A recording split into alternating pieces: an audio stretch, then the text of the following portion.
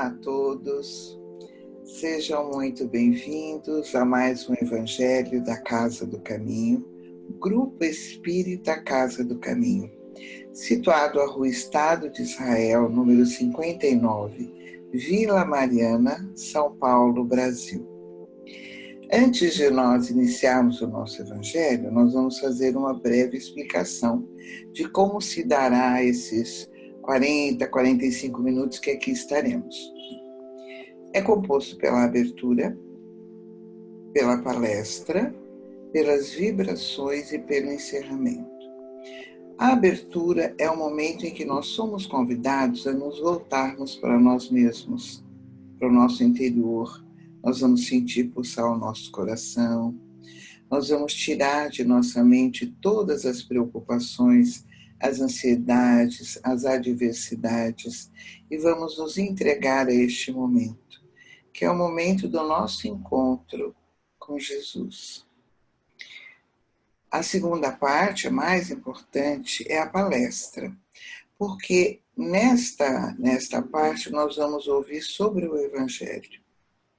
Das várias passagens de Jesus aqui na Terra, nós vamos eleger uma delas para nós conversarmos e para nós darmos um pouco mais de conhecimento, somando conhecimento àquilo que nós já temos.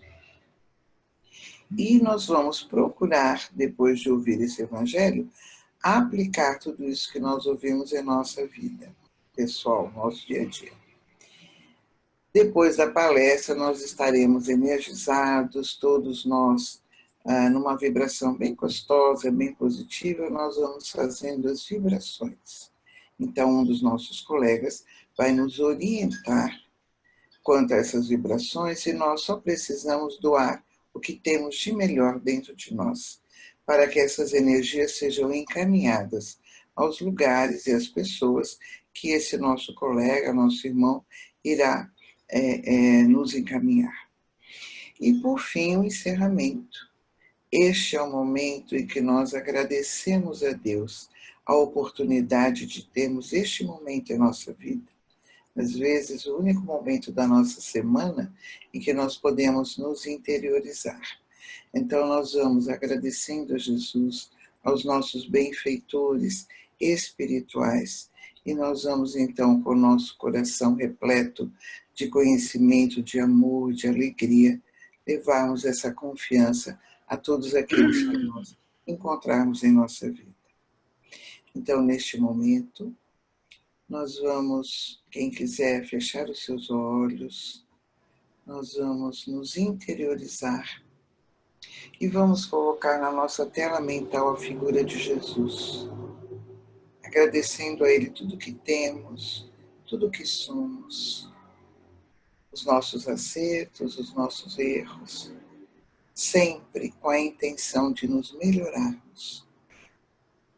Que todos tenhamos uma linda palestra. Fiquem em paz. Olá, amigos. O tema que nos compete falar hoje é sobre as mulheres do Evangelho. Nós vamos nos ater a citar algumas das mulheres que aparecem no Evangelho e vamos tentar entender o papel dessas mulheres durante a passagem de Jesus pela Terra. Bom, a gente vai começar a falar na porção de Marias que existe no Evangelho. Muitas das mulheres eram denominadas Marias pelos seus pais, porque eles faziam homenagem a Maria, ou Miriam, que era irmã de Moisés, figura muito importante na cultura hebraica. Então, a gente vai ter a Maria, mãe de Jesus, a maior de todas, Maria de Magdala, a Maria de Betânia, que era irmã da Marta e do Lázaro, família aparentada da família de Jesus, na casa de quem Jesus parava várias vezes durante a sua peregrinação, suas pregações. A gente vai ter Maria de Alfeu, que era, parece-me que era casada com o irmão do pai de Jesus. Olha como é um intrincado familiar muito grande. Maria de Alfeu era mãe de 2 de um apóstolo, que era o Tiago Maior, o Tiago Menor, que era que nos evangelhos, em muitas traduções, é tido como irmão de Jesus. Só que na língua hebraica, a mesma palavra que designa irmão, designa também primo. Então, Tiago Menor era primo de Jesus, se a gente for falar teoricamente. A gente vai ter, além dessas Marias, uma outra Maria que aparece depois da crucificação de Jesus, que é a Maria, mãe de Marcos, que Marcos era o evangelista, que na época que Jesus foi crucificado, Marcos era um adolescente, era criança. E a Maria era uma pessoa que tinha uma casa nos arredores de Jerusalém, e era nessa casa que os apóstolos se reuniam depois da crucificação de Jesus. Então, todas essas Marias aparecem nominadas no Evangelho. Além dessas Marias, a gente vai ter a própria Marta, que é a irmã de Maria de Betânia, a gente vai ter Susana, que não se sabe nada sobre ela, ela é apenas citada como uma das mulheres que seguia Jesus. A gente vai ter Joana de Cusa, que na genealogia de alguns estudiosos é também tia de Jesus, supostamente irmã de Maria. A gente vai ter Salomé, que é esposa de Zebedeu, que é mãe de 2 apóstolos que também seguiam Jesus, Tiago Maior e João. E a gente vai ter a sogra de Pedro. Todas essas mulheres citadas no Evangelho, além de mais 2 mulheres citadas em 2 passagens, que é a mulher que foi apedrejada, que teoricamente ia ser apedrejada e Jesus evitou o apedrejamento, e a mulher que lavou os seus pés na casa de Simão. Essa passagem da mulher que lavou os pés, em alguns evangelhos ela aparece assim, em outros evangelhos ela aparece como uma passagem em que Maria de Betânia banha Jesus com um nardo. Vamos conversar sobre essa passagem um pouquinho também. Alguns estudiosos do Evangelho dizem que essas 2 passagens são a mesma, vista por olhos diferentes de cada um dos evangelistas. Mas a gente vai falar da passagem da unção de Maria de Betânia. Quero lembrar vocês que Jesus cuidava de olhar as mulheres como ele olhava os homens, ou seja, ele não via o gênero, ele via o espírito que morava ali. E muito importante, porque Jesus, quando via o espírito que morava ali, conseguia fazer a leitura das virtudes, do potencial e das necessidades de cada um. E é por isso que Jesus conseguia curar aqueles que precisavam de cura. E Jesus conseguia dizer para as pessoas, a tua fé te curou. Jesus conseguia perceber quem precisava, quem estava pronto para a cura e quem ainda não conseguiria alcançar essa cura, porque não conseguiria fazer a leitura dessa energia de cura. Não é que Jesus era malvado, uns eu curo, outros não. Jesus compreendia na leitura magnética do espírito quem estava pronto, quem conseguiria compreender, fazer essa adesão a essa energia de cura. E quem a energia ia bater e voltar. É por isso que Jesus não conseguiu curar todo mundo. Jesus curou aqueles que estavam prontos para serem curados. Bom, então o que aconteceu? Depois que o cristianismo se instalou, teve um papa chamado Gregório Magno, em 500 e pouco, não 1000, 500 e pouco, num de seus sermões, ele fez uma misturança dessas Marias todas. E a partir daí, eu estou falando de um jeito bem simples, a história é bem mais delicada do que a gente pode contar aqui. Mas a partir daí, muitas pessoas começaram a entender que essas personagens se misturavam. E até hoje existem muitas correntes de estudiosos mesmos, pessoas que escreveram livros e dizem que Maria de Betânia é a mesma pessoa que Maria Madalena, que são a mesma pessoa da mulher que tentaram que tentaram apedrejar, enfim. Essas condições à parte, nós vamos ver que as mulheres, tanto quanto os homens, aprendiam as lições de Jesus no convívio com a sua presença, ouviam o que ele tinha para dizer, perguntavam para ele as coisas que tinham dúvidas, e da mesma forma, as mulheres saíam a pregar. As mulheres viviam de forma muito intensa o evangelho, como Jesus ensinava. E as mulheres, segundo o evangelista Lucas e o evangelista Marcos, eles dizem que as mulheres ajudavam muito Jesus na sustentação da sua missão, provendo a Jesus o que lhe faltava para que ele pudesse curar, ensinar e pregar a boa nova. Então, as mulheres tiveram um papel muito importante na vigência de Jesus na Terra, da vida de Jesus na Terra. Gostaria de enfatizar algumas, duas, na verdade, passagens importantes com as mulheres, das quais a gente vai extrair lições muito próprias para o momento que a gente está vivendo. A primeira delas é a passagem da unção de Betânia. A unção em Betânia aconteceu na casa de Simão. Que Jesus foi convidado a jantar na casa de Simão. Nesse mesmo jantar na casa de Simão, algumas pessoas dizem que foi uma mulher pecadora. Também é importante, quando a gente lê o Evangelho, a gente entender essas palavras. O que significava pecador, impuro.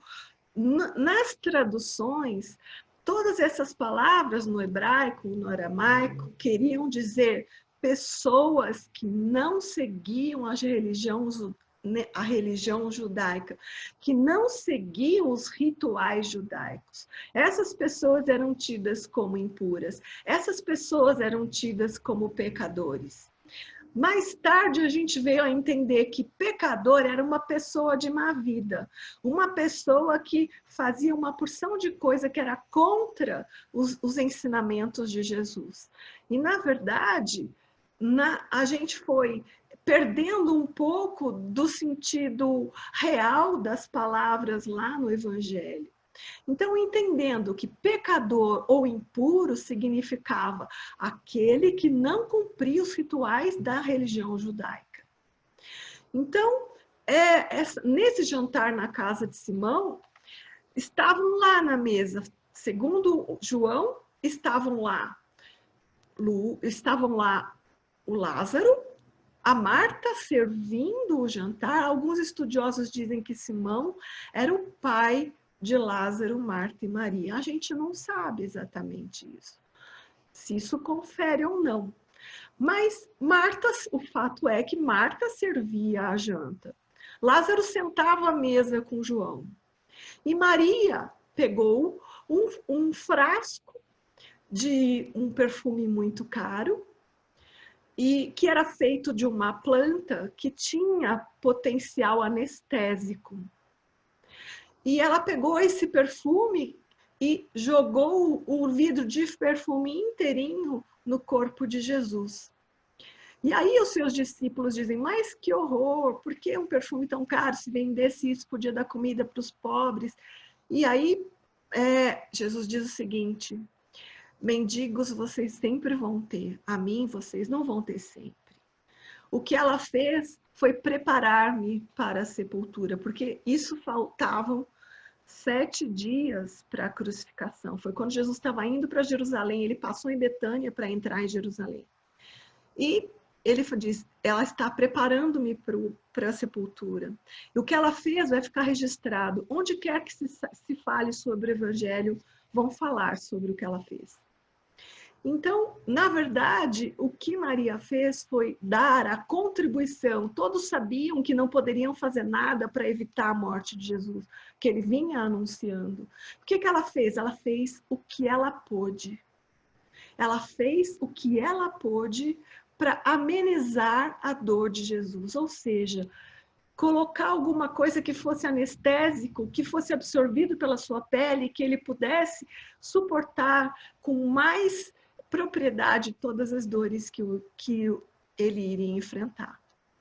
Essa é uma lição muito importante que nos conta que o quanto a gente faz o que a gente pode nas situações que a gente vive. Mas a gente vai poder conversar sobre essa passagem numa outra hora. O que eu quero enfatizar hoje é uma outra passagem muito, muito importante. Uma das vezes que Jesus passa por Betânia, ele para na casa de Marta, Maria e Lázaro. E lá ele se hospeda com os seus 12 discípulos. E Marta, muito preocupada em servi-los, vai logo preparar a comida, preparar uma situação confortável para que eles permaneçam na casa.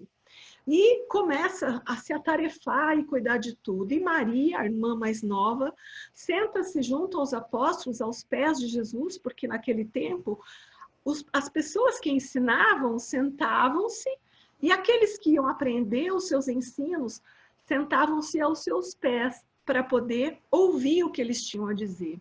Essa é a postura de Maria, como alguém que quer aprender, como alguém que respeita Jesus como mestre, senta-se aos seus pés. Maria sentou-se aos seus pés a ouvir o que Jesus tinha a dizer e ele lá ensinando aos apóstolos. Marta vê aquilo e fica horrorizada. Sempre tem essas situações na nossa casa também. A gente tem sempre aquelas pessoas muito preocupadas. Nós mesmos estamos vivendo um tempo de Marta. Por isso que Jesus nos chamou para tentar ouvir a Maria que está em nós. Marta, tarefada, diz para Jesus: mestre, diga para Maria me ajudar. Eu estou fazendo todas as tarefas sozinha, ela está aí aos seus pés. E Jesus diz para Marta: Marta, Marta, você se preocupa demais com as coisas que são passageiras. Maria escolheu a melhor parte. Essa passagem de Jesus é muito, muito importante para a gente avaliar a situação que nós estamos vivendo hoje em dia. Nós vivemos de uma forma envoltos na matéria, estamos tão atarefados e essa situação de parada nos pegou tão desprevenidos que muitos de nós, não conseguimos ficar quietos, acalmarmos-nos, olharmos para dentro de nós e avaliarmos como é que eu estou fazendo nascer e brotar e viver o reino de Deus em mim. O que em mim eu preciso olhar com cuidado? Quais são as minhas sombras? Qual é a minha luz? O que eu preciso fazer viver? E muitos de nós tentamos manter essa história de ficar atarefados, nos manter constantemente ocupados para que a gente calasse um pouco o tempo da Maria dentro de nós. Mas sabemos que existe um tempo para tudo debaixo do céu, como em Eclesiastes 3. Há um tempo de amar e um tempo de odiar, um tempo de viver, um tempo de morrer. É um trecho muito bonito da Bíblia. E entendendo que há um tempo para tudo e que o tempo de Deus é muito diferente do nosso, precisamos lembrar que o nosso trabalho principal na encarnação é fazermos a Maria brotar em nós. Fazemos a escolha da Maria brotar em nós, para que enquanto nós estivermos atuando como Marta, a Maria não adormeça. E o nosso trabalho, efetivamente, na matéria, seja imerso naquela contemplação, naquela possibilidade de Jesus estar presente nas nossas mãos. É preciso que nós aprendamos a fazer do nosso trabalho na matéria uma ressonância no nosso ser individual. Porque é para isso que existe o trabalho. O trabalho não é só para que eu faça para o outro. Nós vivemos numa constância de que fazer para o outro é a minha necessidade, é a nossa necessidade, e a gente dá o nome para isso de caridade. E a gente se esquece que a principal função da encarnação é nós melhorarmos o nosso espírito. E muitas vezes fazemos muitas coisas pelos outros sem que esse fazer reverbere em nós.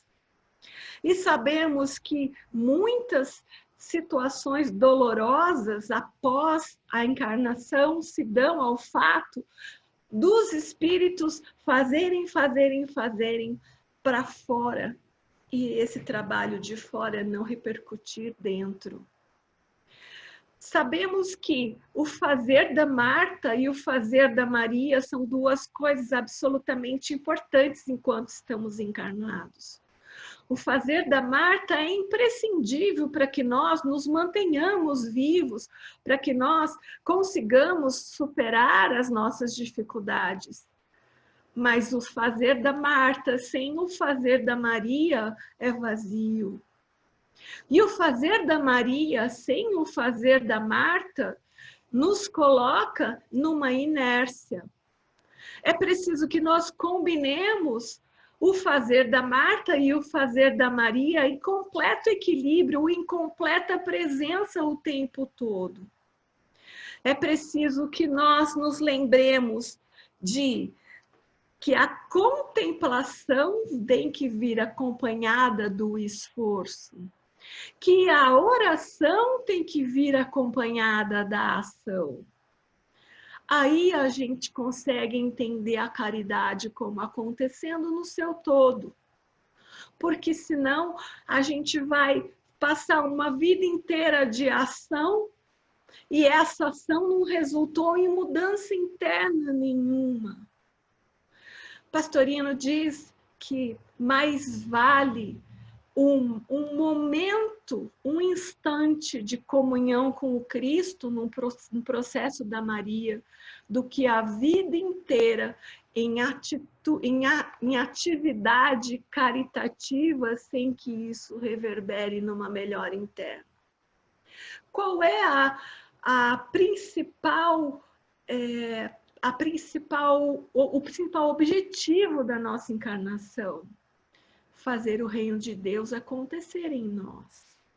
Aprendermos o amor do Cristo. E se nós não fizermos esse processo que muitas vezes é dolorido, de fazer o reino de Deus abrochar dentro de nós, a gente precisa matar muitas coisas com as quais a gente está acostumado a viver, a gente está acostumado a se esconder atrás delas. A gente precisa se livrar do homem velho. A gente se acostumou às bengalas que nos conduzem nesse papel de homem velho. É preciso que o homem velho morra para que o homem novo nasça. E fazer o equilíbrio entre as duas coisas requer de nós um esforço. Requer que nós prestemos atenção constantemente se na nossa ação cotidiana está presente o Cristo interno. Está presente o Cristo interno que mora em mim. Quando eu olho a contemplar as belezas, eu contemplo as belezas do ponto de vista da espiritualidade ou da materialidade. Quando eu faço ação benéfica para o meu próximo, eu contemplo essa ação com o meu amor interno. Eu compreendo o exercício da compaixão como sendo um grande exercício de virtude interna para mim, ou eu entendo que fazer alguma coisa pelo próximo, entregar alguma coisa material para o próximo, vai fazer com que eu diminua os meus débitos na minha conta celeste. É preciso a compreensão de que o trabalho de Marta e Maria, numa combinação constante e ininterrupta, me fazem melhor. Fazem de mim uma pessoa melhor, uma criatura melhor. E nesse nesse movimento, porque eu digo que é um movimento. Não existe constantemente a Marta ou constantemente a Maria. No momento que nós estamos, a gente tem alguns vislumbres de Maria, embora o nosso maior tempo a gente gaste em ser Marta. É preciso que nós acomodemos esse movimento enquanto encarnados. Maria Madalena diz que nós superamos a matéria através da matéria. Superamos um modelo através de um modelo, que é o Cristo. É muito importante entendermos que o papel da Marta é crucial. Fazer é crucial, mas fazer com a intenção crística é o que nos eleva. É a essência da nossa encarnação. Que nós possamos compreender esse movimento como uma coisa natural em nós e que possamos fazer da nossa vida uma constante prece em ação. Que a nossa atitude interna e externa seja consciente da necessidade crística de viver o amor. Que Jesus possa estar com todos nós, nos iluminar e nos acompanhar nesse trajeto de esforço e contemplação. Que Jesus nos abençoe hoje e sempre. E agora, queridos amigos, é chegado o momento das nossas doações. Vibrar é doar. Doar o amor pelo nosso pensamento elevado, pelo nosso coração aberto. E assim, respirando com calma, com muito profundamente, e acima de tudo, emanados do mais profundo sentimento fraterno, vamos iniciar as nossas vibrações. Vibremos paz para o planeta Terra e fraternidade entre todos os povos e nações. Para todos os governantes do nosso planeta, vibremos sabedoria, responsabilidade e muito amor. Vibremos sustentação para os nossos homens de bem em suas missões em todos o planeta. Muita fé, proteção espiritual a todo o nosso povo brasileiro. Saúde aos enfermos do corpo e da alma. Vibremos compaixão para com que aqueles que ainda não encontraram o caminho do bem. Amparo, proteção a todas as nossas crianças e aos nossos idosos. Discernimento aos nossos jovens. Vibremos muita sustentação para o Grupo Espírita Casa do Caminho, seus trabalhadores e suas obras sociais. Vibremos proteção espiritual para todos aqueles que pedem ajuda para vencer as suas dificuldades e para todos os necessitados que agora vêm em nossa mente. União para todos os núcleos familiares. Harmonia para os nossos lares. Equilíbrio, força e luz. Coragem e perseverança para todos nós. E que se fortaleça em nossos corações o amor de Cristo. Que assim seja, graças a Deus. Queridos irmãos, após esse momento tão lindo das vibrações, vamos concluir o nosso evangelho de hoje, agradecendo mais uma vez ao nosso Pai Celestial, ao Mestre Jesus e a todos os espíritos de luz, em especial ao nosso dirigente Itaporã. Pedimos ao Mestre Jesus que nos dê sabedoria para assimilarmos os ensinamentos que hoje recebemos pelo seu Evangelho e, principalmente, que possamos colocar em prática as lições aqui recebidas. E com a oração que Jesus nos ensinou, encerramos os trabalhos de hoje. Pai nosso que estás no céu, santificado seja o vosso nome. Venha a nós o vosso reino. Seja feita a vossa vontade, assim na terra como no céu. O pão nosso de cada dia nos dai hoje. Perdoai as nossas dívidas, assim como nós perdoamos os nossos devedores. E não nos deixeis cair em tentação, mas livrai-nos de todo o mal. Que assim seja, graças a Deus, graças a Jesus.